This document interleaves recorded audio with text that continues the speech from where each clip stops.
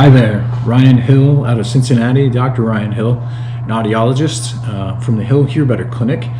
And we've done a video already about how to connect our iPhone hearing aids to our iPhone. But what happens if your connection is going bad? One won't connect, you're not hearing phone calls through it, or you're not being able to make changes from your app on your phone. So I'm going to show you how to troubleshoot that, which the first real point we need to make is that you need to make sure the hearing aid batteries are charged. If you know they're charged, then what we're going to do is actually go into our phone. We're going to have our hearing aids on at the moment, but let me walk you through a couple things. So actually the first things we're going to do is turn the hearing aids off. So I'm going to place these hearing aids in the charger. These are rechargeable hearing aids. If you have the other type of battery where you replace them and have to open the battery doors at night, you'll just go ahead and open the battery doors to turn them off. So let me share my screen here. 3, 2, 1, and go. And what we're going to do is go into our settings, and then we will go to our accessibility menu, and then we'll scroll down and find our hearing devices. As you can see, it says Ryan's hearing aids. They're right and the left, but they're not highlighted in any fashion. So I'm going to click on it. We're going to hit forget this device.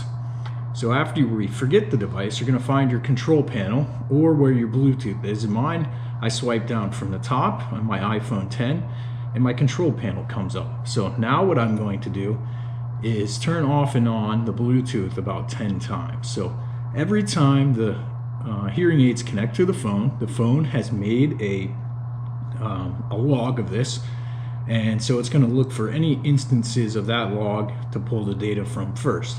What we want to do is to reset it. It seems like there's some kind of connection issue, but again, we're going to do this about 10 times. I lost count here, but no big deal because this should be quite a bit more than 10. So we'll keep the Bluetooth turned back on. And then now our phones are searching for our hearing aids. We're going to pull one out and turn it on, and we're going to pull the second one out and turn that one on too. And we're going to give the phone just a few seconds. It looks like it connected my right. Now my left, we're going to click on it, and it's going to ask us to pair the hearing aids 2 more times, one for each hearing aid, and you'll see there it goes. Both my batteries are full. It's streaming to both of them. It'll take about a minute for that to reset.